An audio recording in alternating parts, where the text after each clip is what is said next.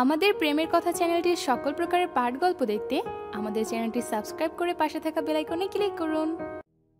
সিলেটের সবুজ ঘেরা পাহাড়ি এলাকার এক কোণে দাঁড়িয়ে আছে দোতলা বাড়িটি, যেন প্রকৃতির সাথে মিশে থাকা এক শান্তির আশ্রয়। লাল টালির ছাদ, সাদা রঙের দেওয়াল, চারপাশে পাহাড়ি ফুলের বাগান এঁকে দিয়েছে মনোরম সৌন্দর্য। প্রথম তলায় প্রশান্ত বারান্দা, যেখানে কাঠের মোড়ার আর দোলনা রাখা। সাদা কালো পাথরে মোজাইক করা মেঝে, কাঠের পাল্লাগুলো জানালা আর পুরনো দিনের ঢঙ্গে তৈরি দরজাগুলোর বাড়ির ঐতিহ্য সাপ বহন করে। দোতলায় উঠতে সিঁড়িটি বাঁক নিয়ে উপরে উঠেছে, রেলিংয়ের লোহার কারুকাজ খোদাই করা। উপরে উঠলেই দেখা যায় একটি বড় খোলা বারান্দা, যেখান থেকে দূরে চা বাগান আর পাহাড়ের সবুজ দৃশ্য চোখে পড়ে। নোহা দাঁড়িয়ে আছে বারান্দার রেলিং ধরে, তার চুল খোলা বাতাসে আলতো করে উঠছে, চোখ দুটি হারিয়ে গেছে দূরের নৈসর্গিক দৃশ্যের গভীরে। এমনটা সে প্রায় করে যখনই মনটা ব্যস্ত হয়। পাশে শিপাত নীরব কিন্তু উপস্থিত, এক হাত পকেটে রেখে গা এলিয়ে দাঁড়িয়ে আছে। মাঝে মাঝে এক পলক নুহার দিকে তাকাচ্ছে। 5টি বছর পেরিয়ে গেছে। সে রাতের পর থেকে অনেক কিছু বদলেছে। রুকমিরের শাস্তির ব্যবস্থা করতে পারলেও তা নুহাকে অনেক কিছু হারাতে বাধ্য করেছে। কিন্তু হারানোর মাঝে কিছু প্রাপ্তি থাকে যা জীবনকে এগিয়ে যেতে সাহস জুগিয়েছে। সেদিন যখন নুহা উপলব্ধি করেছিল যে তার সিদ্ধান্ত আবার ভুল, তখন সে ঠিক করে নিয়েছিল এই শহর এবং তার মানুষগুলো ছেড়ে চলে যাবে। নতুন কিছু শুরুর পথে পা বাড়াবে, যেখানে আর কোনো ভালোবাসা তাকে ঠকাবে না, আর কোনো বেদনা তাকে আঘাত করবে না। তবে সে একা আসেনি, তার সাথে ছিল জীবনের একমাত্র প্রাপ্তি, তার এবং আহিরের ভালোবাসার সেই অংশ, যে অংশ তাকে শূন্যতার মধ্যে নতুন আশা এবং জীবন শক্তি দিয়েছে। শিপাত একটু হেসে বলল, কিন্তু এত বছর তো পার হয়ে গেছে নোহা। এখন যদি আপনি আমাদের বাড়িতে যান, তাতে কি কিছু পরিবর্তন হবে? আসলে আম্মু আব্বু চাইছিল আরুষিকে দেখতে। আপনার সেই হাদা, মানে আমি বলতে চাইছি আপনার স্বামী কি আপনার জন্য এত বছর বিয়ে না করে অপেক্ষা করছে? আর দেখা হওয়ার তো চান্সও নেই, আমাদের বাড়ির দূরত্ব অনেক। নুহা মুচকি হাসল, তার চোখে এক ধরনের নিষ্কলুষতা। তবু আমি ওইখানে আর কখনো পা রাখতে চাই না। ওই শহর আমাকে যতটা দিয়েছে তার চেয়ে অনেক বেশি কেড়ে নিয়েছে। একবার পা রেখে জীবনে অনেক কিছু হারানোর পর আবারও সেই একই ভুল করতে চাই না। এখানে আমি সুখে আছি। শিপাত অবাক হয়ে প্রশ্ন করল, তবে আপনার বোন, তাকে নিয়ে আপনার কি মত? আপনি তো জানেন ও ভালো আছে, তার স্বামী, সংসার, বাচ্চা সবকিছু নিয়ে সুখী।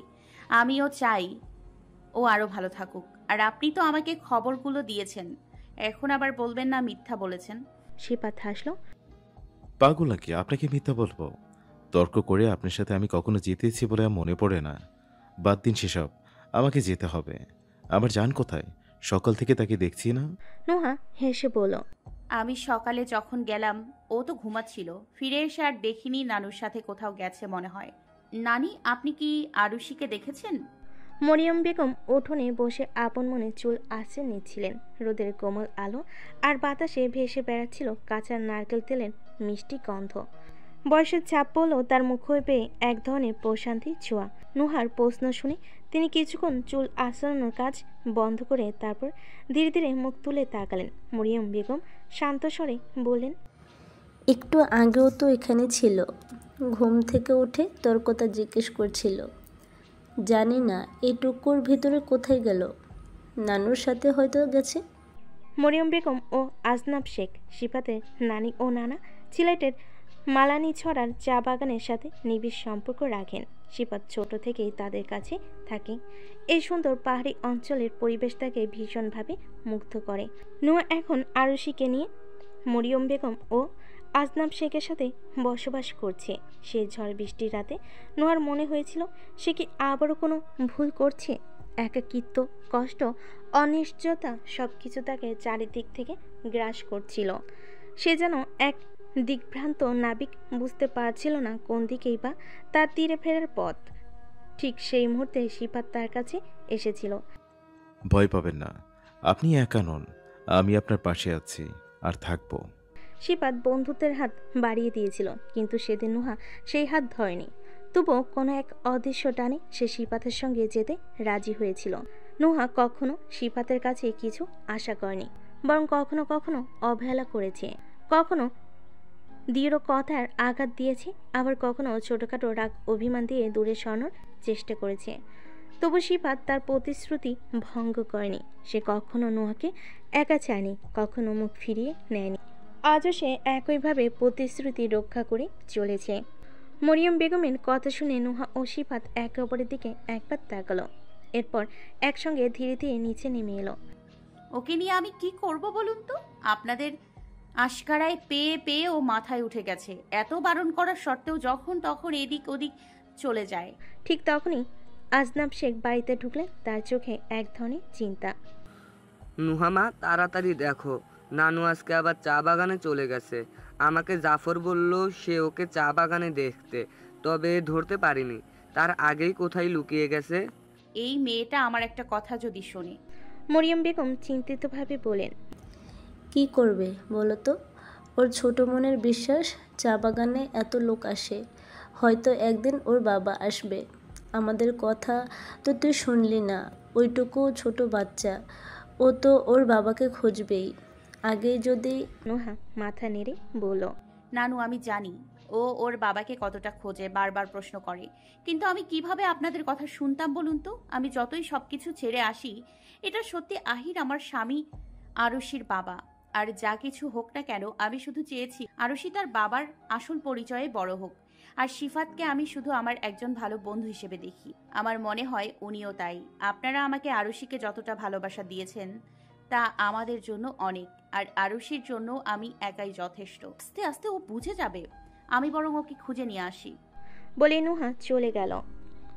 সিফাত কপালে চিন্তা রেখা ফুটিয়ে মরিয়ম বেগমের দিকে একটু রাগি চোখে তাকালো। এই যে পড়ি, তোমাকে কতবার বলেছি এসব কথা ওনাকে বলবে না। আমি তোমাকে কখনো বলেছি আমি নোহাকে বিয়ে করব, আরুষির বাবা হতে চাই? মরিয়ম বেগম একটু হাসলেন। তোর কি মনে হয় আমি তোকে বুঝি না? জানি তো তুমি আমাকে খুব ভালো বোঝো, তবে যতদিন উনি না বোঝে ততদিন তুমিও বোঝার চেষ্টা করো না, বুঝলে?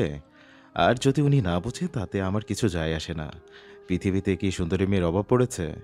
আমি বললে এখন মেয়ের লাইন লেগে যাবে। মরিয়ম বেগম মুচকি হেসে বলেন, আচ্ছা, তোর যায় আসে না তাই না? বয়স তো কম হলো না, তো বিয়ে করছিস না কেন? লাইন লাগা, আমিও একটু দেখি। সারা জীবন ওনার বন্ধু আর আরসের আঙ্কেল হয়ে থাকবি তুই? সিফাত এক সেকেন্ড থেমে উত্তর দিল, তুমি কি বলতে চাইছো? আমি কি বড় হয়ে গেছি? সময় হলে ঠিকই বিয়ে করব। আর আমার জানের আঙ্কেল হয়ে থাকতে আমার কোনো অসুবিধা নেই, বুঝলে তুমি? আমার দেরি হয়ে যাচ্ছে, আমি যাচ্ছি। মরিয়ম বেগম স্নেহপূর্ণ কটাক্ষ দিয়ে বলেন, তোকে কতদিন বলেছি যাচ্ছি বলবি না। নাটকও ভালোই শিখেছিস, মানুষ হলে না তুই। সিফাত হাসতে হাসতে মরিয়ম বেগমের গালে একটুখানি চুমু দিয়ে বেরিয়ে গেল। আমিও এবার এর শেষ দেখে ছাড়ব, দেখিস। তোর মাকে বলছি এবার যেন সঙ্গে বউ না দিয়ে তোকে এখানে না পাঠায়, শয়তান ছেলে। নূরের ছোট্ট মুখটা ভার হয়েছিল, দু চোখে বিষাদের ছায়া। প্রজাপতিটা যে হারিয়ে গেছে তা তার শিশুমনে গভীর রেখাপাত করেছে। কিন্তু হঠাৎ নুহাকে দেখে সে থমকে গেল, যেন বিশ্বাস করতেই পারছিল না নিজের চোখকে। দুহাত দিয়ে চোখ মুছে আবার তাকালো নিশ্চিত হওয়ার জন্য। পরক্ষণেই আনন্দে তার ছোট চোখ দুটো জল জল করে উঠল। নূর ক্ষীণস্বরে ফিসফিসে উঠল, মাম্মা। নুহা একটু কঠিন গলায় বলল, ওইখানেই দাঁড়িয়ে থাকো, না হলে কিন্তু খুব খারাপ হবে। মাম্মা কিন্তু ভীষণ রেগে আছে। কিন্তু শাসনের ভয়কে উপেক্ষা করে নূর মুহূর্তে ছুটে এসে নুহাকে শক্ত করে জড়িয়ে ধরল। এতটাই জড়িয়ে ধরল যেন একটু আলগা হলেই নুহা আবার হারিয়ে যাবে। নুহা কিছুটা অবাক হয়ে গেল।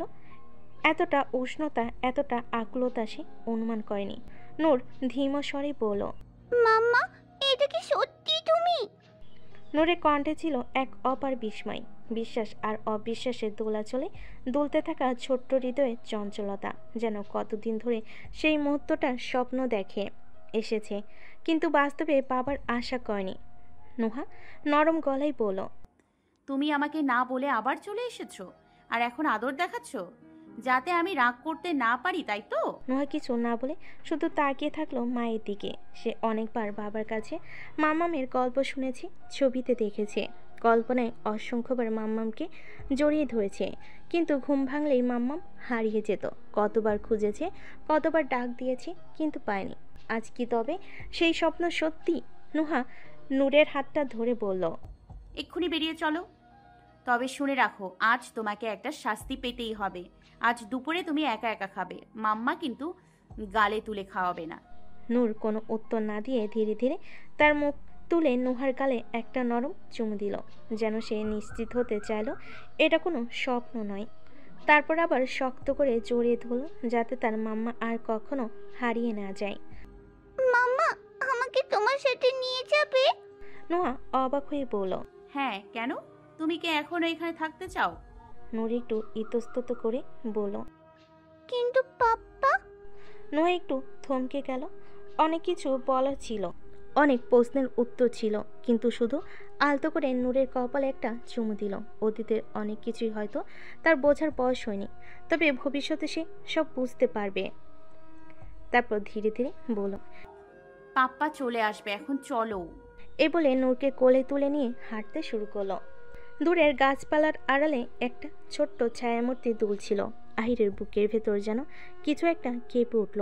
পায়ের তলার শুকনো পাতাগুলো মচমচ করে উঠল, আর তাতে ছোট্ট অবয়টি আরও স্পষ্ট হয়ে উঠল। আহির এক মুহূর্ত দেরি না করে দৌড়ে গিয়ে হাঁটু গিয়ে বসলো। ছোট্ট দেহটাকে শক্ত করে জড়িয়ে ধরল বুকের সঙ্গে, যেন আর এক মুহূর্ত দেরি হলে সব কিছু মুছে যাবে। উত্তেজনায় ঠোঁট কেঁপে উঠল, কপালে গালে হাতে অগণিতিক চুমু এঁকে দিয়ে তাড়াতাড়ি বলল, কোথায় চলে গিয়েছিলে মাম্মা? এভাবে একা একা কেন এসেছো? জানো পাপ্পা কত ভয় পেয়েছিল, আর একটু হলেই তো পাপ্পার জীবনটাই চলে যেত। ছোট্ট মেয়েটি বিস্মিত চোখে কিছুক্ষণ তার দিকে তাকিয়ে রইল। আহিরের কণ্ঠে ভয়, উদ্বেগ, ভালোবাসার যে ঝড় বয়ে গেল সেটা যেন বোঝার চেষ্টা করলো। তারপর নিষ্প্রিয় স্বরে বলল, তুমি ভয় পেয়েছিলে? এত বড় হয়ে কেউ ভয় পায়?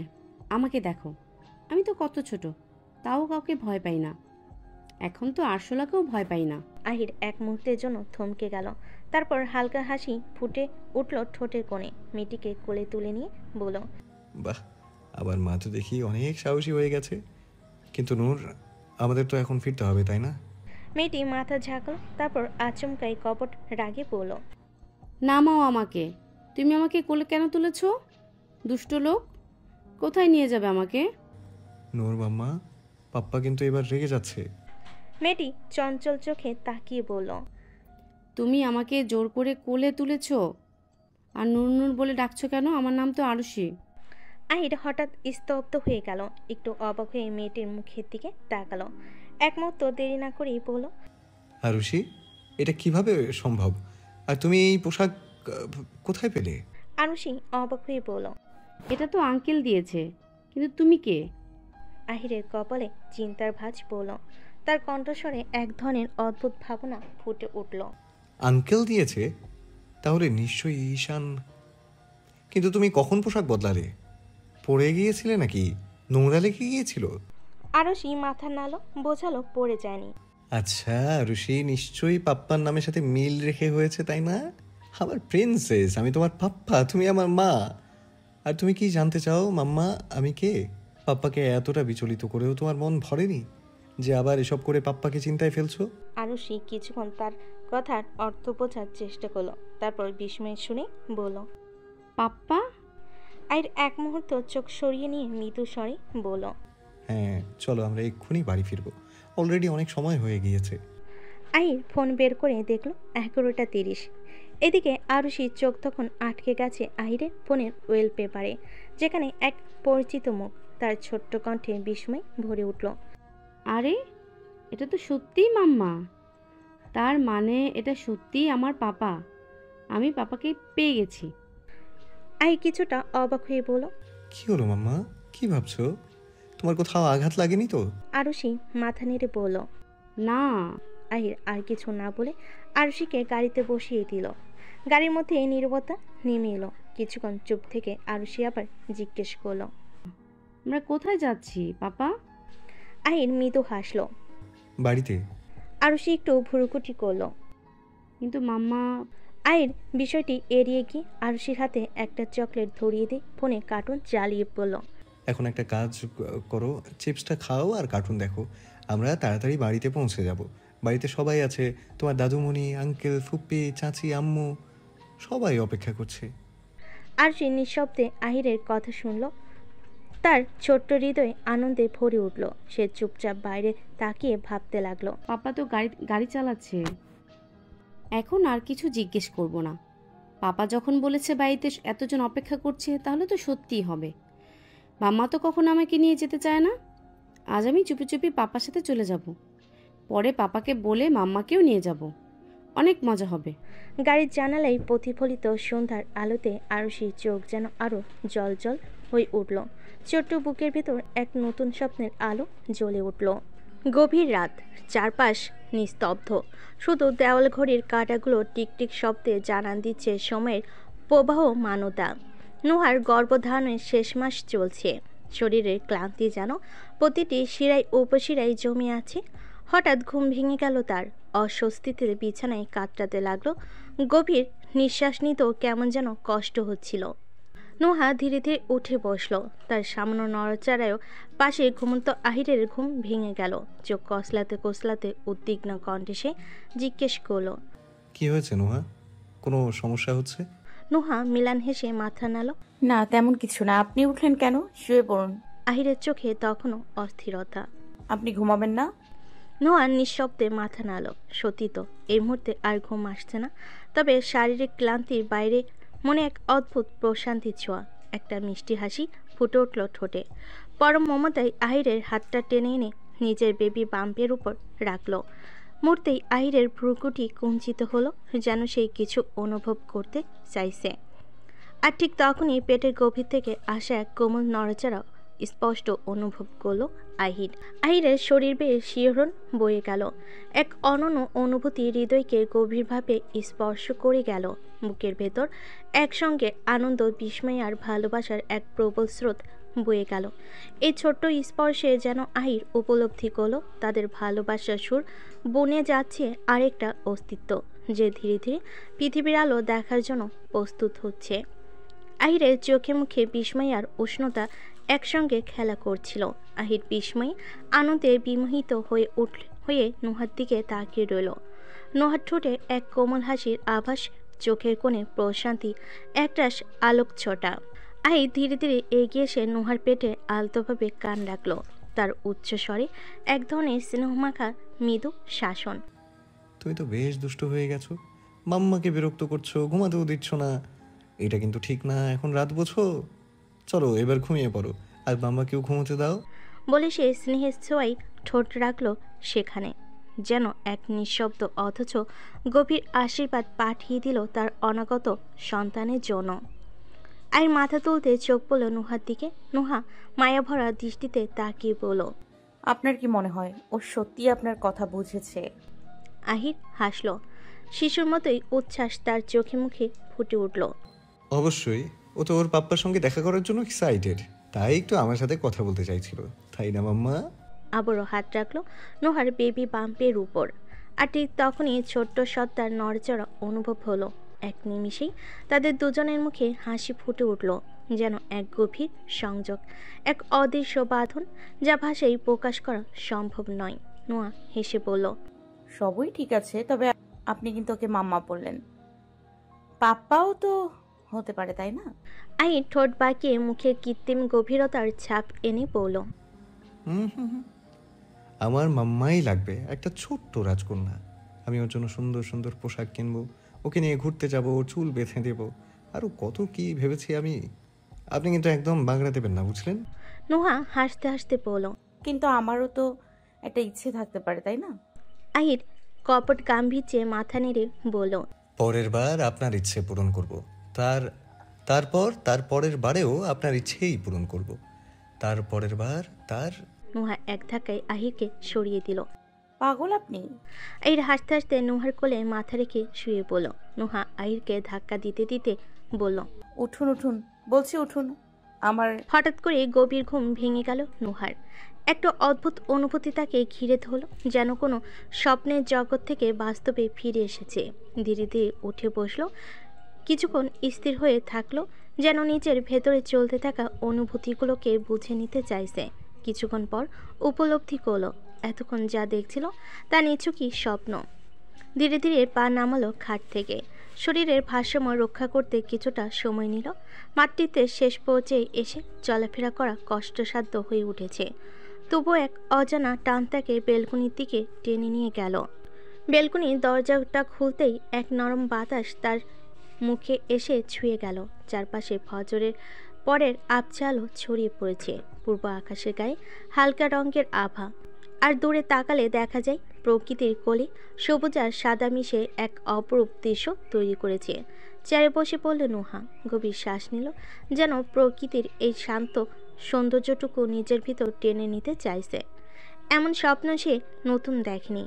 গত কয়েক মাস ধরে বারবার এমন স্বপ্নের মধ্যে ডুবে গেছে নুহা, যেখানে আহির পাশে থেকেছে আর হাসিতে ভরিয়ে দিয়েছে চারপাশ। তার উষ্ণতার ছোঁয়ায় নুহাকে মুগ্ধ করে রেখেছে। সেই স্বপ্নের রেশ যেন কাটছে না। স্বপ্নের সঙ্গে বাস্তবতার যে সূক্ষ্ম ব্যবধান, সেখানে দাঁড়িয়ে নুহা অনুভব করছে আহির তার অস্তিত্বের প্রতিটি রন্ধে রন্ধে মিশে আছে। শুধু মনেই নয়, শরীরও বহন করে চলেছে আহিরের এক জীবন্ত প্রতিচ্ছবি, এক ক্ষুদ্র প্রাণ যে ধীরে ধীরে তার ভেতরে বেড়ে উঠছে। নুহা অবচেতন মনে বারবার একটা কথাই ভাবছে, আর যদি আপনি পাশে থাকতেন তাহলে এই স্বপ্নগুলো সত্যি হতে পারতো আহির। এক নিঃশব্দ নিঃশ্বাস বেরিয়ে এলো তার ভেতর থেকে। আলতোভাবে নিজের বেবি বাম্পের উপর হাত রাখলো নুহা। এক অদ্ভুত শূন্যতা বুকের ভেতর জমে উঠেছে। নুহা এক কষ্টে চোখের কোণে ভারী হয়ে উঠল জল। মৃদু কাপা গলায় বলল, আচ্ছা, তোমারও কি ইচ্ছে করে পাপ্পার স্পর্শ পেতে? মাম্মাকে ক্ষমা করে দিও বেবি। মাম্মা তোমাকে সেটা দিতে পারেনি, কিন্তু বিশ্বাস করো মাম্মা তোমাকে অনেক ভালোবাসে, অনেক অনেক ভালোবাসে। মাম্মাকে ভুল বোঝো না, কেমন? মাম্মার কাছে এটাই সঠিক মনে হয়েছে তোমার জন্য, মাম্মার জন্য। জানো, মাম্মাও তোমার পাপ্পাকে খুব মিস করে। আর তোমার পাপ্পা? একটা বিষণ্ণ হাসি ফুটে উঠল ঠোঁটের কোণে। তোমার পাপ্পা কিন্তু বাজে মানুষ নয়। তোমার পাপ্পা বরং এই ছোট পৃথিবীতে, এই ছোট জীবনে আমাকে অসম্ভব ভালোবেসেছে। আর সবচেয়ে বড় কথা, তুমি তো তারই অংশ, তাই না? নুহা নিজের পেটে হাত বোলাতে লাগলো, যেন ছুঁয়ে দিতে চাইছে সেই ছোট্ট প্রাণটাকে, যে তার ভেতরে নতুন জীবনের আলো ছড়িয়ে দিচ্ছে। আচ্ছা, যদি তুমি সত্যিই পাপ্পার ছোট রাজকন্যা হও, তাহলে তোমার নাম কি হবে বলো তো? একটা নীরবতার মুহূর্ত, তারপর নিজের প্রশ্নের উত্তর নিজেই দিল, আরুশি ইবনান মীর।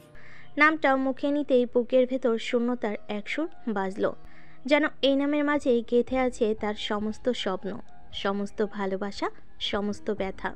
নুহা এখানে আসার পর আজনাব শেখের অফিসে একটি চাকরি নিয়েছে। আজনাব শেখ অফিস এখন সিফাতি চালায়। উনি টুকটাক যাওয়া আসা করেন। যদিও চাকরিটি করা তার জন্য বাধ্যতামূলক ছিল না, তবু নিজেকে ব্যস্ত রাখতে চেয়েছিল।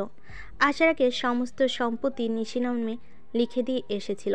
সঙ্গে এনেছিল কিছু টাকা, যা প্রয়োজনের তুলনায় কম ছিল না। তবু সারাদিন নিজেকে কাজে ডুবিয়ে রাখাটাই তার কাছে স্বস্তিদায়ক মনে হয়েছে। তাছাড়া সারা জীবন তো আর ওই টাকাই চলবে না। আর কারোর বোঝা হয়ে থাকা নোয়ার সাথে যায় না। আজনাব শেখ এবং তার স্ত্রী মরিয়ম বেগম দুজনেই এমন মানুষ, যাদের উষ্ণ ভালোবাসায় নুহা অভিভূত হয়েছিল। সম্পূর্ণ অচেনা হয়ে এসেও তারা তাকে এক মুহূর্তে আপন করে নিয়েছেন, যেন সে এই পরিবারেরই একজন। মাতৃত্বের 6 মাস পার হতেই মরিয়ম বেগম নুহাকে অফিস যেতে একদম নিষেধ করে দিলেন। নোয়ার শরীরের যত্ন নেওয়ার দায়িত্ব যেন তিনি নিজের কাঁধে তুলে নিয়েছেন। তার বয়স হয়েছে, তাই বাড়িতে একজন কাজের লোক থাকলেও পরে একজন রাখার ব্যবস্থা করেন, যেন নুহার কোনো অসুবিধা না হয়। তবে দোতলায় নুহা এক প্রকার জেদ করেই থেকেছে। মরিয়ম বেগম বারবার বলেছিলেন এই অবস্থায় দোতলায় থাকা ঠিক হবে না, ওঠানামা করাটা ঝুঁকিপূর্ণ। কিন্তু নুহা বেলকনি থেকে বাইরের দৃশ্য দেখতে খুব ভালো লাগে। মরিয়ম বেগমও শেষ পর্যন্ত মেনে নিলেন। তবে নুহার সব প্রয়োজনীয় জিনিস দোতলায় পৌঁছে দেন সময় মতো, যেন খুব প্রয়োজন ছাড়া নুহাকে নিচে না নামতে হয়। এসব ভাবতে ভাবতে নুহার বুকের ভেতর এক অদ্ভুত প্রশান্তি কাজ করলো। যেখানে নিজের মানুষের কাছ থেকে একের পর এক আঘাত পেয়েছে, সেখানে সম্পূর্ণ অচেনা কিছু মানুষ কিভাবে যেন হঠাৎ করে খুব আপন হয়ে ওঠে। পৃথিবীতে নিঃস্বার্থ ভালোবাসা সত্যি আছে, এটা বোধহয় মরিয়ম বেগম ও আজনাব শেখকে না দেখলে সে জানতেই পারত না। এই নির্মল পরিবেশে দাঁড়িয়ে হঠাৎই নুহার মন চাইল এই ভোরের নরম বাতাসে একটু হাঁটতে। কতদিন হয়ে গেল বাগানে যাওয়া হয় না। মাতৃত্বের শেষ ধাপে এসে শরীর ভারী হয়ে গেছে, হাঁটা চলায় কষ্ট হয়, তবুও আজ যেন এক তীব্র টান অনুভব করলো বাগানে নামার জন্য। নুহা পায়ে পায়ে এগিয়ে গেল সিঁড়ির দিকে। ভোরের আলো তখনও পুরোপুরি ছড়ায়নি, বাড়ির ভেতরটা এখনো অর্ধেক অন্ধকারে ঢাকা। সিঁড়ি দিয়ে নামতে শুরু করলো সে। এক ধাপ, দু ধাপ, প্রতিটি পা ফেলতে হচ্ছিল সাবধানে। বাড়ির শরীর নিয়ে নিচে নামার অভ্যেস নেই তার, তবুও মন যেন উঠতে চাইছে ওই মুক্ত বাতাসের দিকে। কিন্তু হঠাৎ পা পিছলে গেল, ভারসাম্য হারিয়ে সামনের দিকে ঝুঁকে পড়ল সে। এক মুহূর্তের জন্য চারপাশটা ধাবিয়ে উঠল। আহ! একটা তীব্র আর্তনাদ ছড়িয়ে পড়ল নিস্তব্ধ ভোরে। নুহার শরীর ভারীভাবে নিজের মেঝেতে আশ্রে পড়ল। তার সঙ্গে সঙ্গে এক অসহনীয় ব্যথার ঢেউ ছড়িয়ে পড়ল সমস্ত শরীরে। চিৎকার শুনে মরিয়ম বেগম ছুটে এলেন। নুহা, নুহা কি হলো মা? শিফাতও দৌড়ে এলো, দ্রুত নুহাকে তুলতে গেল। নুহার মুখ নিস্তেজ, কিন্তু তার চোখে তীব্র যন্ত্রণা। মরিয়ম বেগম তাড়াহুড়ো করে বলেন, তার কণ্ঠে কাঁপুনি, মুখ বিপন্ন হয়ে গেছে। গাড়ি বের করো সিফাত, আমাদের এখনই হাসপাতালে যেতে হবে। শিফাত সময় নষ্ট করলো না, মুহূর্তের মধ্যে গাড়ি বের করলো। মরিয়ম বেগম কাপা হাতে নুহার মাথা বুকে চেপে ধরে গাড়িতে তোলেন। নুহার শরীরের প্রতিটি শিরায় উপশিরায় তখন যন্ত্রণার ঢেউ। হাসপাতালে পৌঁছানোর সঙ্গে সঙ্গে ডাক্তাররা জরুরি বিভাগে নিয়ে গেল নুহাকে। রোগীর অবস্থা ভালো নয়, জরুরি ভিত্তিতে অস্ত্রোপচার করতে হবে। আমাদের হয়তো রোগীকে পুরোপুরি অজ্ঞান করতে হতে পারে। শরীরে প্রচণ্ড দখল গেছে, ব্যথা সহ্য করার ক্ষমতা কম, আমরা ঝুঁকি নিতে পারবো না। ডাক্তারদের কথাই মরিয়ম বেগম নিঃশ্বাস যেন বন্ধ হয়ে এলো। শিফাত আজনাব শেখ থমথমে মুখে দাঁড়িয়ে থাকলেন। অপারেশন থিয়েটারের দরজা ধীরে ধীরে বন্ধ হয়ে গেল। অপারেশন থিয়েটারে লাল বাতিটা জ্বলছে। বাইরে করিডোরে মরিয়ম বেগম অস্থিরভাবে পায়চারি করছেন। শিফাত নিঃশব্দে দাঁড়িয়ে আছে, মুখে গভীর চিন্তার ছাপ। আহিরের জ্বর কমতে 2 দিন লেগেছিল, কিন্তু সেই জ্বর শরীর থেকে নামলো, মনের ভেতর রয়ে গিয়েছিল দগদগে ক্ষতের মতো। জ্বরের ঘরে অসংখ্য ভার নোয়ার নাম ধরে ডেকেছে সে। আর সুস্থ হতেই প্রথম যাকে খুঁজেছিল সে ছিল নুহাই। কিন্তু নুহা, আহিরের পৃথিবীটা যেন মুহূর্তে উল্টে গেল যখন জানতে পারল রোকমিরের ঘটনা। সে কিছুতেই বিশ্বাস করতে পারছিল না কিভাবে সব কিছু এত দ্রুত বদলে গেল। নিজের করা কাজের কথা মনে পড়তেই তার সমস্ত স্নায়ু যেন একসাথে জমাট বেঁধে গেল। চিন্তার ভারে মস্তিষ্ক যেন কাজ করাই বন্ধ করে দিল। আরিফা বেগমের কাছ থেকে শুনল নুহা 2 দিন আগেই এই বাড়ি ছেড়ে চলে গেছে। ঈশানের মুখ থেকে জানতে পারল পুরো ঘটনা, কিন্তু কোথায় গেল নুহা কেউ জানে না। আহিরের সমস্ত অস্তিত্ব তখন একটাই লক্ষ্য খুঁজে নিয়েছিল, নুহাকে খুঁজে বের করা। পাগলের মতো ছুটে গেছে এক জায়গা থেকে আরেক জায়গা, সম্ভাব্য সব জায়গায় খুঁজেছে, কিন্তু ততক্ষণে অনেক দেরি হয়ে গেছে। একসময় দৌড়ঝাঁপের তীব্রতা থেমে গেল, কিন্তু পরিবর্তে একটা অবর্ণনীয় শূন্যতা আহিরকে গ্রাস করল। সে চুপ হয়ে গেল, স্বাভাবিক রকমের শান্ত হয়ে গেল, প্রয়োজনের তুলনায় অনেক বেশি শান্ত। তারপর কেটে গেল কয়েকটি মাস। এই কয়েক মাসে আহিরের ভেতর থেকে ঠিক কতটুকু মূল্যবান অনুভূতি হারিয়ে গেছে, কতটা যন্ত্রণা তাকে ঘিরে রেখেছে, সেটা বোঝার জন্য শুধু তার মুখের দিকে তাকানোই যথেষ্ট ছিল। সেই আহির যে জীবনকে উচ্ছ্বাসে ভাসিয়ে রাখত, মুচকি একটা হাসি সবসময় যার ঠোঁটের কোণে ঝুলে থাকত। এখন যেন সে এক মৃত নদী। সে হাতে কখনো নেশার বস্তুর ওঠায়নি, সে হাতেই অগণিতবার মদের বোতল উঠেছে। তার হৃদয়ে শুধু একটাই কষ্ট, একটাই অনুশোচনা, নুহাকে হারানোর, নুহাকে কষ্ট দেওয়ার। দুঃখ আর অপরাধ বোধ একসাথে এমনভাবে তাকে আচ্ছন্ন করে রেখেছিল যেন আর নিজেকে চিনতে পারছে না। বাড়ির প্রতিটি মানুষ আহিরের জন্য উদ্বিগ্ন হয়ে উঠল। সবাই তাকে আগে রূপে ফিরিয়ে আনতে চাইল, কিন্তু সে যেন এক দুর্ভেদ্য দেওয়াল তুলে দিয়েছে নিজের চারপাশে। আহিরের এই অবস্থার মধ্যেই রোকমির কারাগারে আর শেহনাজিমের পরিবারের সব সম্পর্ক থেকে বিচ্ছিন্ন হয়ে কোনো মতে বাড়ির এক কোণে দিন কাটাচ্ছে। ঈশান, যে ছেলেটা কাজ থেকে সবসময় পালিয়ে বেড়াত, সেই ঈশানকেই একরকম বাধ্য হয়ে রোকমিরের কোম্পানির দায়িত্ব নিতে হলো। কোম্পানি তখন ভাঙ্গনের মুখে দাঁড়িয়ে, সব কিছু যেন এক ভয়ঙ্কর প্রলয়ের মধ্যে তলিয়ে যাচ্ছিল। একে একে সব কিছু দোষে পড়ছিল।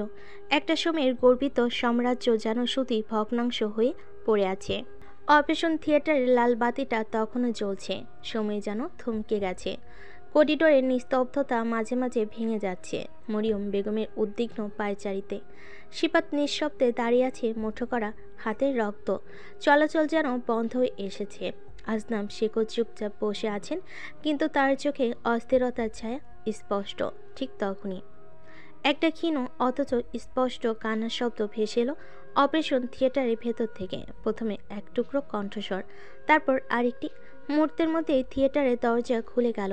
সাদা অ্যাপ্রনে দুজন নার্স বেরিয়ে এলেন। তাদের দুজনের হাতেই ছোট্ট দুটি ফুটফুটে শিশু। যমজ মেয়ে হয়েছে।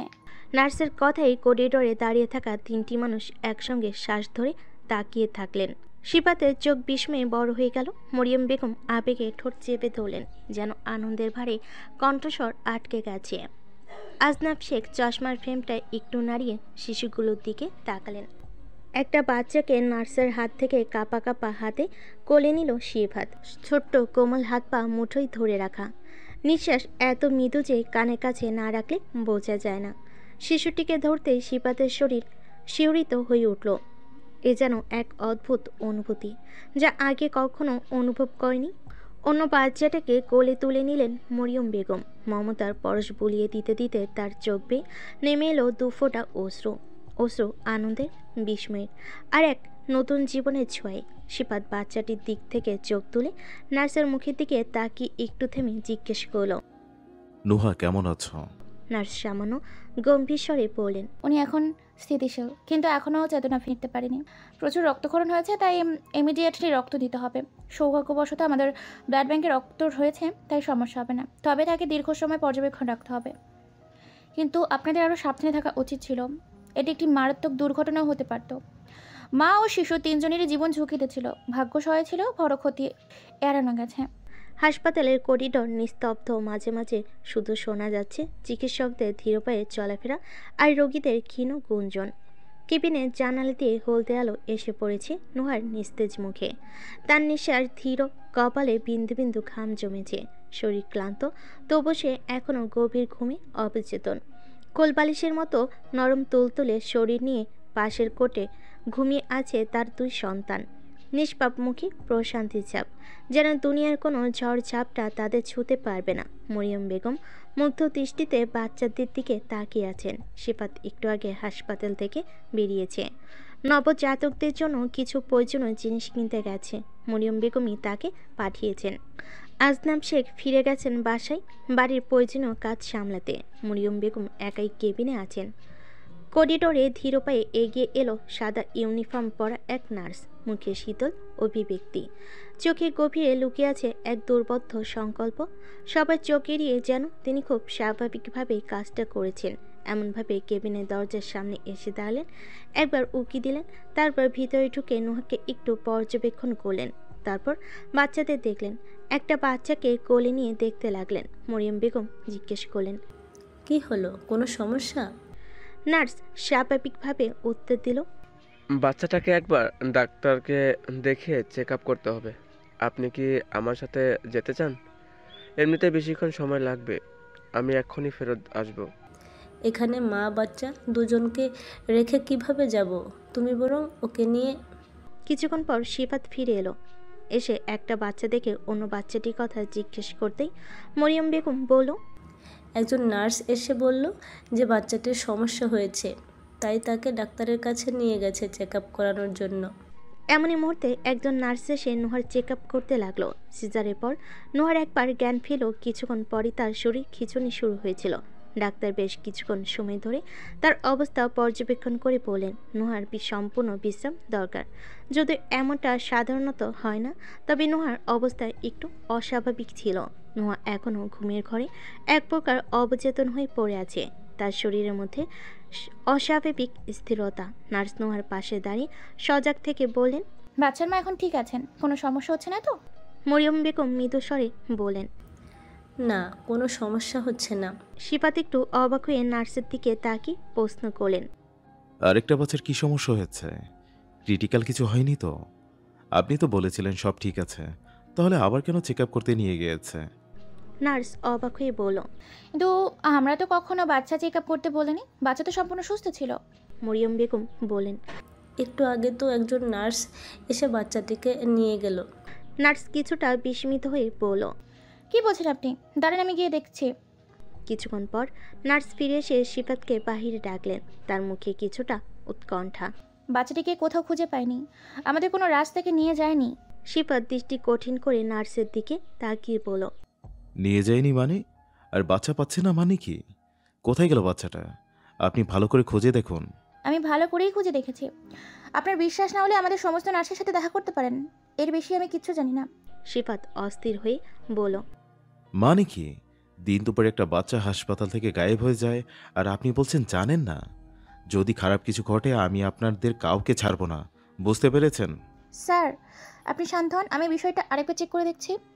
আপনাদের একটু সাবধান হওয়া উচিত ছিল। সিফাত মুহূর্তের জন্য শান্ত হয়নি, আরও তীব্র কণ্ঠে বলল। শান্ত হব? আমাদের সাবধানে থাকা উচিত ছিল। কি বলতে চাইছেন আপনি? দিন দুপুরে হাসপাতাল থেকে বাচ্চা গায়েব হয়ে যাবে আর আপনারা তার দায় নেবেন না, উল্টো আমি শান্ত হব? মরিয়ম বেগম ডাকলেন সিফাতকে। সিফাত, এদিকে আয়, নুহার জ্ঞান ফিরেছে। নুহার জ্ঞান ফিরেছে। সিফাত দ্রুততার সঙ্গে তার দিকে এগিয়ে গেল। চোখ খুলে প্রথমে নুহা বাচ্চার কথা জানতে চাইল। মরিয়ম বেগম তার কাছে থাকা বাচ্চাটিকে নুহার সামনে নিয়ে এসে ধরলেন। নুহা অবাক হয়ে বাচ্চাটিকে দেখছে। বুকের ভেতর যেন এক অবর্ণনীয় অনুভূতির ঝড় বয়ে যাচ্ছে। চোখের কোণায় অজান্তে কয়েক ফোঁটা অশ্রু গড়িয়ে পড়ল। হয়তো তা ছিল আনন্দের উৎস। বাচ্চাটির মাথায় আলতো করে চুমু খেলো, যেন বুকের গভীরে একটি শান্তির আলো জ্বলে উঠল। নোয়া হতাশার সঙ্গে বললেন। নানু, ওর কোথাও আঘাত লাগেনি তো? ও ঠিক আছে তো? আমি তো ওকে কোলে নিতে পারছি না, আমার কেমন যেন লাগছে। কখন ওকে কোলে নিতে পারবো? মরিয়ম বেগম নোহার অবস্থা দেখে কিছুতেই বাচ্চা হারানোর কথা বলার সাহস পেলেন না। তিনি স্নেহের সুরে বলেন। পারবে, কালকের মধ্যেই পারবে। এখন আগে নিজেকে সুস্থ কর। আমি তোকে বারণ করেছিলাম না একা একা নিচে নামবি না? কেন কথা শুনলি না?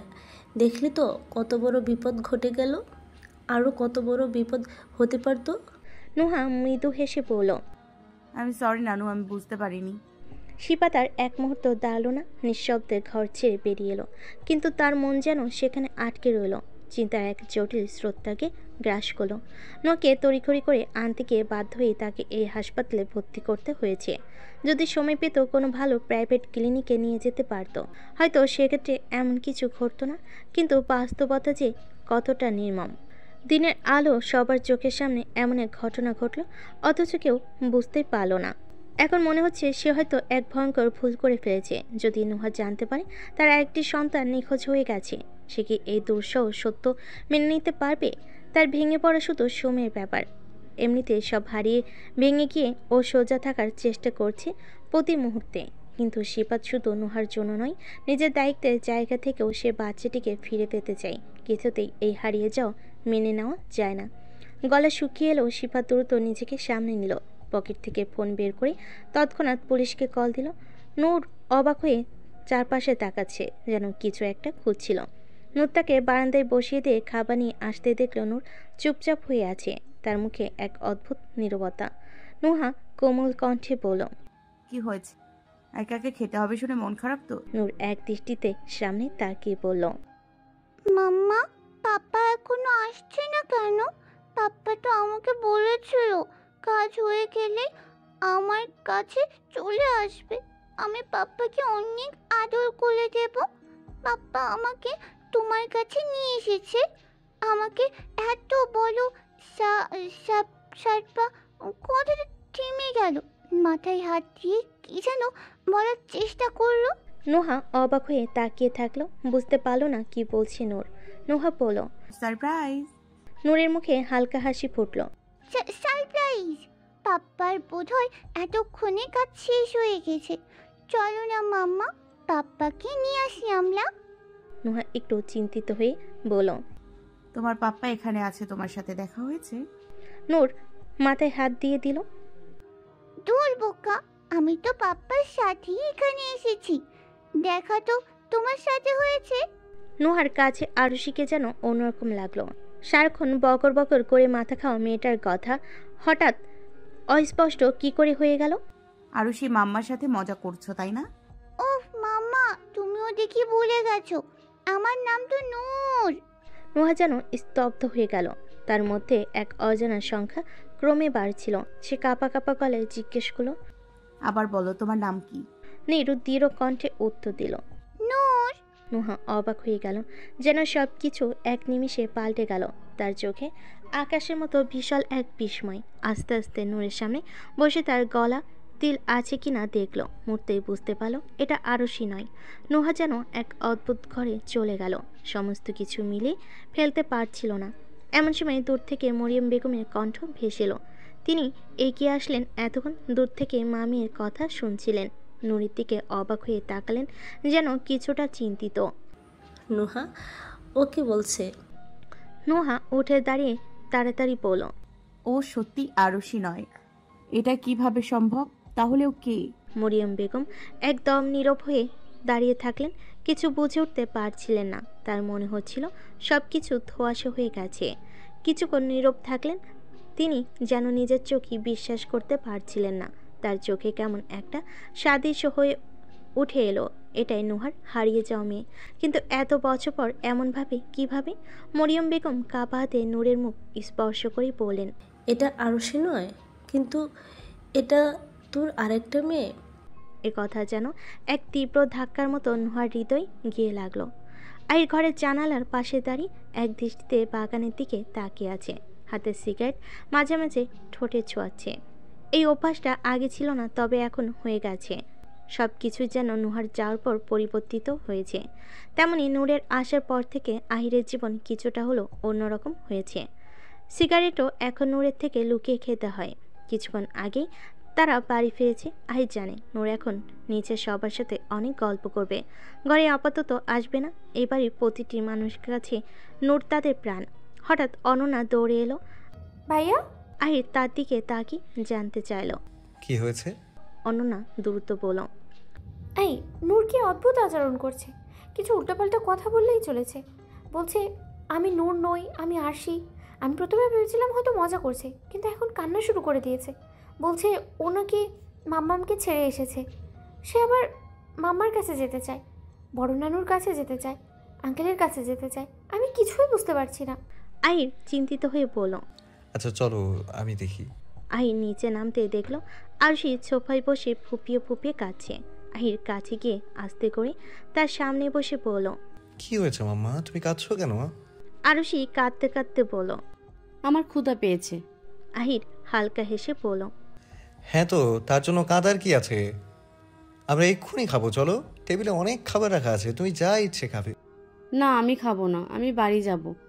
আমি মাম্মার হাতে ছাড়া কিছুই খাই না। আমি মাম্মাকে ভীষণ মিস করছি, আমাকে দিয়ে এসো। আমি মামার কাছে যেতে চাই। নূর, মাম্মা কোথা থেকে আসবে? মাম্মা। আরশি একদমই উত্তর দিল, আমি বললাম না, আমি নূর নই। বারবার নূর কেন বলছো? আমি আরশি, আমার নাম আরশি। আহির অবাক হয়ে বলল, আচ্ছা মাম্মা আমার দিকে তাকাও। আরশি তার গলায় থাকা তেলটি লক্ষ্য করে বলল, এটা। মাম্মা বলেছে এটা আমার বার্থ মার্ক। আহির কিছুক্ষণ নীরব হয়ে ভাবতে লাগলো। তার মানে এটা নূর নয়, অন্য কেউ। তাহলে নূর কোথায়? ইরিনা অবাক হয়ে বলল, কিন্তু নূরের গলায় তো তিল নেই। আহির উঠে দাঁড়িয়ে বলল, এটা নূর নয়, আরুষি। ইরিনা কিছুটা হতবুদ্ধি হয়ে বলল, কিন্তু আহির এটা। আহির তাকে থামিয়ে দিয়ে বলল, এটা হয়তো নূরের যমজ বোন আরুষি। আর আরুষি ওর মায়ের সাথে হয়তো সিলেটে থাকে। সিলেটে গেলে হয়তো নূরের আসল বাবা মাকে খুঁজে পাওয়া যেতে পারে। অনন্যা উদ্বিগ্ন হয়ে বলল, কিন্তু ভাইয়া, নূরের আসল বাবা মা যদি এসব জানতে পারে আর নূরকে আমাদের দিকে নিয়ে যায়?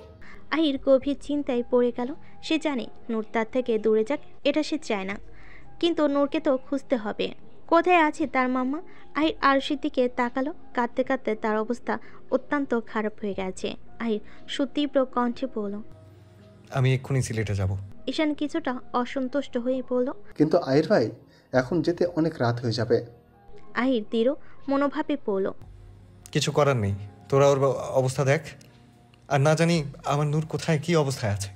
একটা রাত আমি তাকে ছেড়ে দিতে পারি না। তারপর আরুষিকে কোলে তুলে নিয়ে বলল, চলো আমরা এক্ষুনি তোমার মাম্মার কাছে যাব। ঈশান বলল। আমিও সাথে যাব, চলো। অনন্যা তাড়াতাড়ি বলল। আমিও যাব। আহির মাথা ঝুঁকিয়ে বলল, ঠিক আছে, তাড়াতাড়ি চলে আয়। রাত নেমে এসেছে পুরোপুরি। সন্ধ্যার মিলান আলোটুকু হারিয়ে গেছে গভীর অন্ধকারের অতলে। নিস্তব্ধতা যেন চারপাশকে ঘিরে ফেলেছে।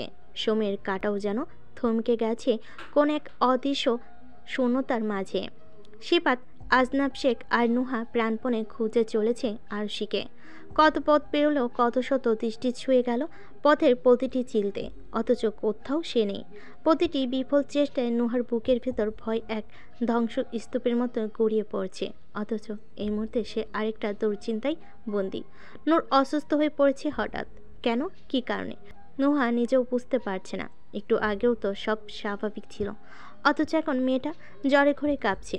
কপালে হাত রাখতেই তার বুক ধক করে উঠল।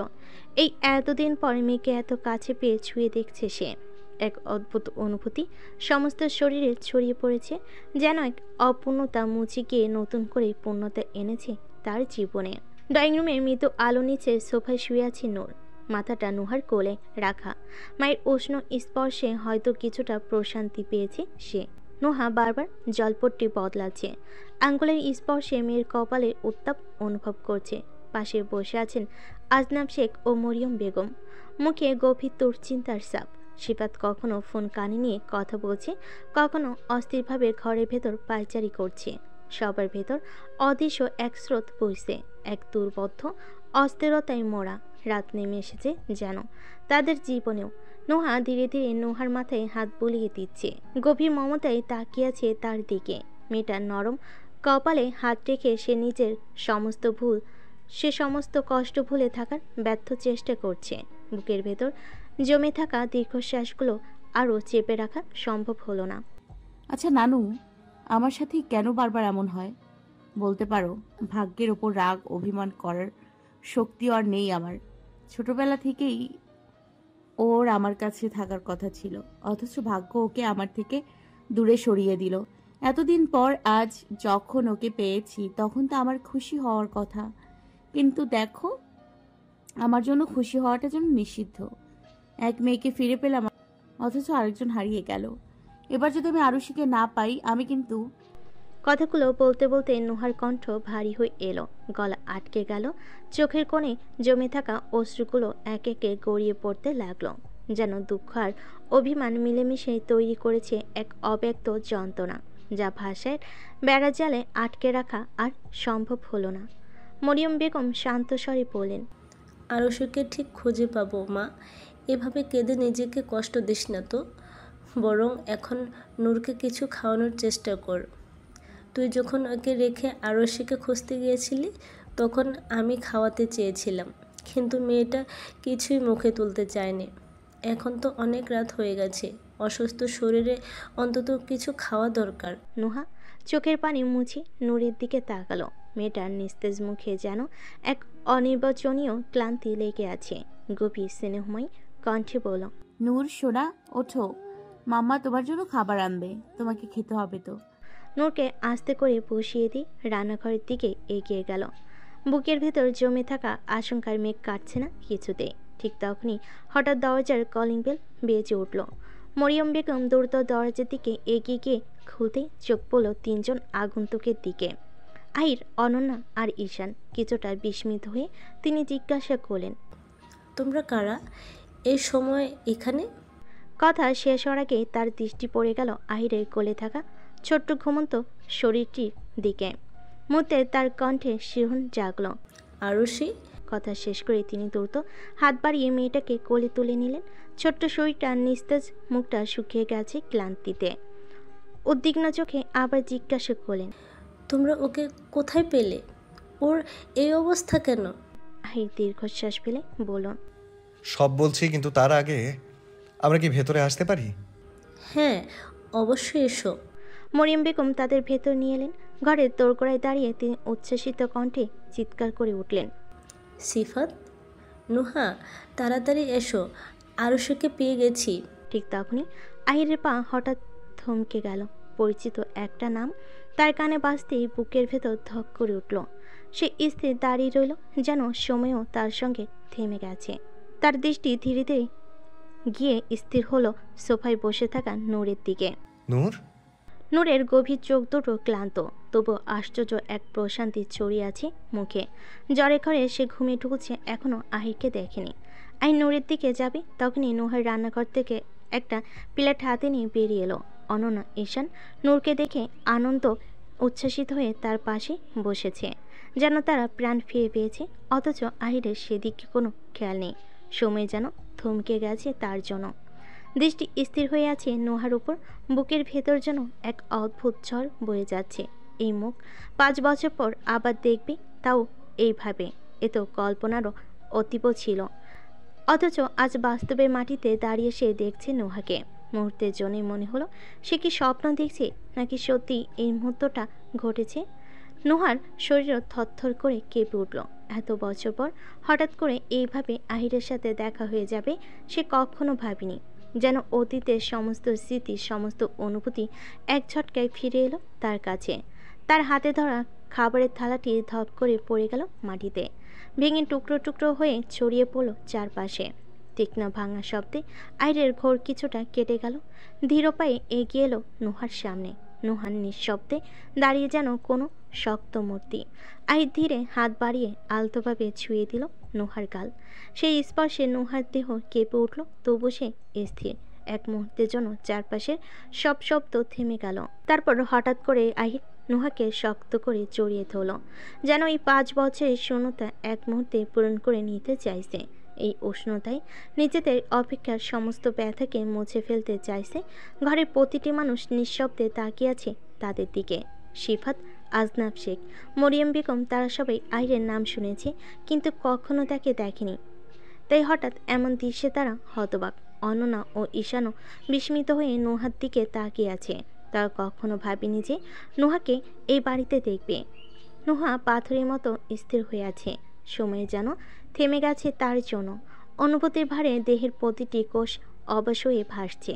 কোনো শব্দ নেই, কোনো অভিযোগ নেই, শুধু নিঃশব্দ অশ্রুধারা বেয়ে পড়ছে তার গাল বেয়ে। আহির অনুভব করলো তার ভেতর এক অস্থিরতা বাড়ছে। ধীরে ধীরে নুহাকে ছেড়ে দিল, যেন বাস্তবতার সামনে নিজেকে সামলে নেওয়ার চেষ্টা করছে। মুখ ফিরিয়ে একপাশে দাঁড়ালো, চুলের ভেতর হাত চালালো আত্মসংযমের ব্যর্থ প্রচেষ্টায়। কিন্তু তার চোখের পাশে সমস্ত ব্যথা স্পষ্ট হয়ে উঠছে। কণ্ঠ কাঁপতে কাঁপতে বলে উঠল, নুহা, আপনি এখানে এখানে কি করছেন? আপনি জানেন না আমি আপনাকে কোথায় কোথায় খুঁজেছি? কিভাবে পারলেন আমায় ছেড়ে চলে আসতে? কিভাবে পারলেন? আহিরের কণ্ঠ আটকে গেল। কি বলবে, কিভাবে বলবে তা গুছিয়ে উঠতে পারছে না। অভিমান, হতাশা, যন্ত্রণার মিশলে তার কণ্ঠস্বর ভারী হয়ে উঠল, যেন এখনও বিশ্বাস করতে পারছে না যে তার সামনে দাঁড়িয়ে থাকা মেয়েটি সত্যিই নুহা। ঠিক তখনই আরুষি চোখ মেলে তাকালো, চোখে গভীর ক্লান্তি, কিন্তু নুহাকে দেখে তার মুখে এক চিলতে হাসি ফুটে উঠল। অতিরিক্ত কান্নার মানসিক ধাক্কায় তার শরীর খারাপ হয়ে গিয়েছিল, জ্বর এসে গিয়েছিল, আর যমজ বলে তার সেই প্রভাব পড়েছিল নূরের শরীরেও। আরুষি মরিয়ম বেগমের কোল থেকে নেমে এলো, ছোট ছোট পায়ে এগিয়ে গেল নুহার দিকে, শক্ত করে জড়িয়ে ধরল তাকে। এই একটি মাত্র শব্দ, যা আহিরের হৃদয়ে গভীর বজ্রপাতের মতো আঘাত করল। বিস্ময়ে তাকিয়ে রইল নুহার দিকে। চোখের সামনে যা ঘটছে এক মুহূর্ত তা মেনে নাও অসম্ভব হয়ে উঠল। আরুষির চোখ উজ্জ্বল হয়ে উঠল খুশিতে। উচ্ছ্বাসিত কণ্ঠে বলে উঠল, মাম্মা মাম্মা দেখো, আমি পাপাকে নিয়ে এসেছি।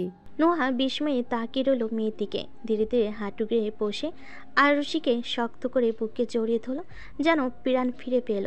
বুকের গভীরে জমে থাকা শূন্যতা এক মুহূর্তে পূর্ণ হয়ে গেল এই ছোট্ট আলিঙ্গনে। আহির হতভম্ব হয়ে দাঁড়িয়ে দেখছে সব কিছু। নোহা আস্তে আস্তে এগিয়ে এসে তার হাত ধরল, ছোট্ট আঙ্গুল দিয়ে শক্ত করে টেনে বলল, পাপ্পা পাপ্পা দেখো মাম্মা। তার কণ্ঠে আনন্দের ঝলক, কিন্তু মুহূর্তে থেমে গেল, যেন কিছু ভেবে পেল না। কিছুক্ষণ নীরব থেকে বলে উঠল, এটা কে পাপ্পা? দেখতে তো একদম আমার মতো। আমি তোমাকে না বলে মাম্মার কাছে চলে এসেছি বলে তুমি কি রাগ করে আরেকটা নূর কিনে নিয়েছো? নূর কিন্তু খুব কষ্ট পেয়েছে। আমার আমার খুব কান্না পাচ্ছে পাপ্পা। আহির ধীরে ধীরে নূরের দিকে তাকালো। ছোট্ট শরীরটা জ্বরে ঘরে কাঁপছে, চোখ মুখ ক্লান্তিতে অবশ হয়ে এসেছে। দাঁড়িয়ে থাকতে যেন কষ্ট হচ্ছে ওর। এক মুহূর্তে দ্বিধা না করে আহির ওকে কোলে তুলে নিল, গালে একটা চুম দিয়ে বুকের মধ্যে চেপে ধরল। অনন্যা বিস্ময়ের সাথে তাকিয়ে বলল, নুহা আপু, এসব কি? তুমি এখানে? আশি তোমার মেয়ে? মানে নুরও তোমার মেয়ে? কিন্তু আশি ভাইয়াকে পাপা বলছে, তার মানে? তার কথা অসম্পূর্ণ থেকে গেল। সিফাত ঈশানের দিকে তাকে এক মুহূর্তে চিনতে পারল তাকে। এতক্ষণ খেয়াল করেনি 5 বছরে ঈশানের চেহারে যে পরিবর্তন এসেছে, সেটা হচ্ছে গাল ভর্তি দাড়ি, যার কারণে তাকে চিনতে অসুবিধা হয়েছে। সিফাত কিছুটা বিস্ময়ের সাথে বলল, আপনি মানে উনি আহির ইবনান মীর, আর আপনারা? এর মধ্যে মরিয়ম বেগম বিস্ময়ে বলে উঠলেন, আহির মানে আরুষের বাবা? এত বছর পর হঠাৎ করে? আমি তো কিছুই বুঝতে পারছি না। ঈশান নুহার দিকে তাকে দ্বিধাগ্রস্তে কণ্ঠে বলল, এসব কি নোহা? আরশি, নূর আহির ভাইয়ের মেয়ে তুমি? ঈশানের কথা শেষ হওয়ার আগেই আহির দৃঢ় কণ্ঠে বলে উঠল, ঈশান চল। ঈশান অবাক হয়ে জিজ্ঞেস করল, কোথায় যাবো আহির ভাই? আহিরের চোখে দৃঢ়তা, কণ্ঠে কোনো দ্বিধা নেই। সে শক্ত করে নূরকে বুকে চেপে ধরে বলল, নূরকে পেয়েছি, আমরা এখনই ফিরে যাব। বলে দরজার দিকে এগিয়ে চলো। তখনই নুহা দৃঢ় কণ্ঠে বলে উঠল, দাঁড়ান, আপনি নূরকে নিয়ে যেতে পারবেন না। আহির থমকে দাঁড়ালো, কিন্তু ফিরে তাকালো না। ঠিক সেই মুহূর্তেই একটা হালকা টান অনুভব করলো তার হাতে। নিচে তাকিয়ে দেখলো ছোট্ট দুটি হাত শক্ত করে ধরে রেখেছে তার হাত। আরুষি আহিরের হাত ধরে ক্লান্ত চোখে কাপা কণ্ঠে বলে উঠল, পাপা কোথায় যাচ্ছ? আবার আমাকে ছেড়ে চলে যাচ্ছ? তার কণ্ঠে একরাশ ভয়, একরাশ সংখ্যা, যেন বাবাকে আবার হারানোর আতঙ্ক ওর ছোট্ট বুকের ভেতর ঢেউ তুলেছে। নোয়া এগিয়ে এসে আস্তে করে আরুষিকে কোলে তুলে নিল। নোয়া জ্বরের ঘরে আহিরের কাঁধে মাথা রেখে ফিস করে বলল, পাপ্পা, আমি মাম্মার কাছে যাব। আমার খুব খিদে পেয়েছে, আমাকে কোথাও নিয়ে যেও না। আহির নূরের ছোট্ট কপালে হাত বুলিয়ে বলল, ইস, আমার মাম্মার খিদে পেয়েছে। ঠিক আছে চলো, আমরা এক্ষুনি খাবো। ঈশান, অনন্যা, দাঁড়িয়ে আছিস কেন? চল। তখনই নুহা কড়া গলায় বলে উঠল, আমি বলেছি নূর কোথাও যাবে না। আমি জানি না আপনি ওকে কিভাবে পেয়েছেন, কিন্তু নূর আমার মেয়ে। আমি ওকে এতদিন পর ফিরে পেয়েছি, ও আমার কাছেই থাকবে। ঘরে নেমে এলো নিস্তব্ধতা। আহির ধীরে ধীরে মুখ ফিরিয়ে তাকালো নুহার দিকে। চোখের গভীরে জমাট বাঁধা একরাশ কষ্ট, অভিমান, আর না বলা হাজারো প্রশ্ন। মুখের রেখায় ফুটে উঠল একরকম তাচ্ছিলের হাসি, ঠোঁটের কোণে এক টুকরো ব্যঙ্গের ছায়া। আচ্ছা, ও আপনার মেয়ে? ও শুধু আপনার সাথেই থাকবে? তাহলে বলুন তো, ও আপনার একার মেয়ে হলো কিভাবে? ওর বাবার কোনো অধিকার নেই? কি হলো, চুপ করে আছেন কেন? ওকে আমি জন্ম দিয়েছি। শুধু নুন নয়, আমি আরুষিরও বাবা। আমার অধিকার আছে আমার বাচ্চাদের ওপর। শুধু জন্ম দিলেই কি বাবা হওয়া যায়? জন্ম দিয়েছেন তাই ও আপনার হয়ে গেল? আমি ওকে 9 মাস নিজের গর্ভে ধারণ করেছি। আপনি কি জানতেন নূর আপনার মেয়ে? এটাও জানতেন না যে আপনার আরেকটি মেয়ে আছে? একবারও জানার চেষ্টা করেছেন? একবারও ফিরে তাকিয়েছেন? এখন হঠাৎ করে আপনি ওদের বাবা হতে গেলেন? নোয়ার চোখ দুটো জলে ঝাপসা হয়ে গেল, তবু তীব্র কণ্ঠস্বর থামল না। নূর আমার কাছে থাকবে, ও মাম্মার কাছে থাকবে। আমি ওকে নিয়ে যেতে দিব না। ও আপনার সাথে থাকবে না। আপনি চলে যান। আর দীর্ঘশ্বাস নিল, যেন সমস্ত রাগ, অভিমান, কষ্ট বুকের ভেতর চেপে ধরেছে। আমি হাসবো নাকি কাঁদবো বুঝতে পারছি না। সব দোষ আমার, তাই না? বাহ, আমি জানার চেষ্টা করিনি, কিন্তু আপনি কি জানানোর চেষ্টা করেছিলেন? আমার অংশকে নিজের সঙ্গে নিয়ে চলে এলেন, অথচ একবারও ভাবলেন না আমাকে জানানো দরকার। 2 বাচ্চার বাপ নিজেই জানে না যে সে 2 বাচ্চার বাপ। আপনি কিভাবে এত নিষ্ঠুর হতে পারলেন? কিভাবে আমার বাচ্চাদের আমার থেকে আলাদা করতে পারলেন? আমি আপনার থেকে কিচ্ছু জানতে চাই না, আপনি কেন করেছেন, কিন্তু নূরকে আমি দেব না। চল ঈশান। দেখুন, আমার ইচ্ছে নেই আপনার মতো মানুষকে বোঝানোর বা ব্যাখ্যা করার। আপনি আমার কথা কবেই বা শুনতে চেয়েছেন? আমি আপনাকে জানাতে চাইনি নাকি আপনি জানতে চাননি? নূর আপনার সাথে যাবে না, আমি ওকে নিয়ে যেতে দিব না। চারপাশ যেন নীরবতার বিস্ফোরণ ঘটল। ঘরের বাতাসে ভাসতে লাগলো 2 হৃদয়ের অশান্তি। আরুষি কাঁপা কণ্ঠে ফিস করে বলল, মাম্মা তোমরা ঝগড়া করছো কেন? পাপা আমার সাথে থাকবে না? তার ছোট্ট মুখ ভয় জমে উঠেছে, ভেজা চোখে তাকিয়েছে মা বাবার দিকে। ঠিক তখনই মরিয়ম বেগম কঠিন গলায় ধমক দিলেন, চুপ করো তোমরা দুজন, নিজেদের মধ্যে যা বলার পরে বলবে, এখন না। আগে বাচ্চাগুলোর কথা ভাবো, ওরা অসুস্থ। রাত কতটা বাজে তার কোনো খেয়াল আছে? এত রাতে তুমি ওই অসুস্থ বাচ্চাটাকে কোথায় নিয়ে যাবে শুনি? নুহা, নূরকে নিয়ে যা। এসব তর্ক বিতর্ক পরে করবে, ওদের সামনে না। ঈশানও গম্ভীর স্বরে পড়ল, হ্যাঁ হাইর ভাই, আপাতত নূরকে নুহার কাছে দাও। আরশির কোথাও ভাবো, তুমি এখন চলে গেলে ও খুব কষ্ট পাবে। আহির নূরের দিকে তাকালো। ছোট্ট শরীরটা ক্লান্তিতে যেন নেতিয়ে পড়েছে, চোখের পাতাগুলো ভারী হয়ে আসছে। এক মুহূর্ত আরশির দিকে তাকাতেই আহিরের দৃষ্টি নরম হয়ে এলো। এগিয়ে গেল আরশির দিকে। আরশি কাঁপা কণ্ঠে বলল, তুমি যেও না পাপা, তুমি জানো আমি তোমাকে কত খুঁজেছি। প্লিজ যেও না, আমি মামাকে বকে দেব। আহির হাত বাড়াতেই আরুষি আহিরের কোলে ঝাঁপিয়ে পড়ল। আহির এক হাতে নূর, অন্য হাতে আরুষিকে নিয়ে আলতো করে ঠোঁট ছোঁয়ালো আরুষির কপালে, শক্ত করে জড়িয়ে ধরল। তারপর হাসি মুখে বলল, পাপ্পা তোমাকে ছেড়ে কোথাও যাবে না, গেলে তোমাকে সাথে নিয়েই তবেই যাবে। আমি দেখবো কে বাধা দেয়।